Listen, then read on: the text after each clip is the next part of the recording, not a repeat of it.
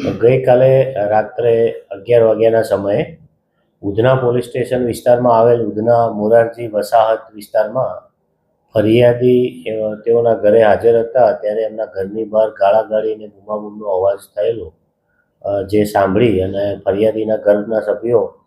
બહાર ગયેલા ત્યારે ફરિયાદીના પિતાજી, જેમનું નામ ધનરાજ ભીમરાવ તાયડે છે, તેઓ બહાર ગયેલા તે સમયે તે જ વિસ્તારના 4 ઈસમોએ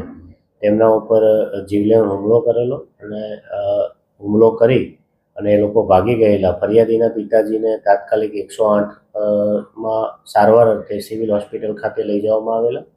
અને સારવાર દરમિયાન ફરજ પરના ડૉક્ટરોએ ફરિયાદીના પિતાને મૃત જાહેર કરેલા. જે અનુસંધાને ઉધના પોલીસ દ્વારા ગુનાની તપાસ હાથ ધરવામાં આવેલી. સ્થળ ઉપર પહોંચી જતા સમગ્ર બનાવની હકીકત જાણી અને તાત્કાલિક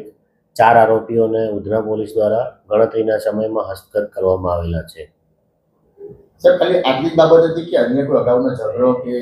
શું કારણ? આ સમગ્ર હકીકતમાં હાલમાં પ્રાથમિક તપાસ દરમિયાન પોલીસના ધ્યાને એવું આવેલું છે કે આજથી 2 વર્ષ પહેલાં ફરિયાદીના ભાઈ છે વિક્કી ઉર્ફે લક્કી, તેઓએ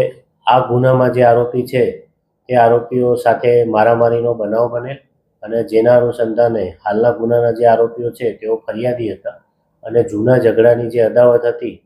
એના કારણે આ સમગ્ર બનાવ બનવા પામેલ છે એવું હાલ પ્રાથમિક તપાસમાં પોલીસને જણાઈ આવેલ છે. સર, દીકરાને મારવા આવ્યા તો પિતાને શા માટે મારી નાખ્યો?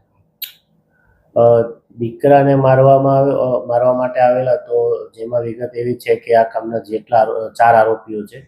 એ આરોપીઓ આના ઘર પાસે રેકી કરીને ઊભા હતા. એ દરમિયાન આનો જે ફરિયાદીનો ભાઈ છે વિક્કી ઉર્ફે લક્કી,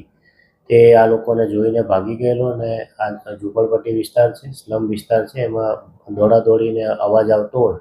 તેથી એના પરિવારના સભ્યોને લાગેલું કે એનો ભાઈ બહાર છે અને એને જ કોઈની સાથે ઝઘડો થયેલો છે એવું માનીને એ લોકો પણ પહોંચી ગયેલા, જેથી આ આરોપીઓ અને ફરિયાદીના જે પિતા છે એ લોકોને સામે ગાળાગાળીને બોલાચાલી થયેલી, જે અનુસંધાને આ બનાવ બનેલ છે.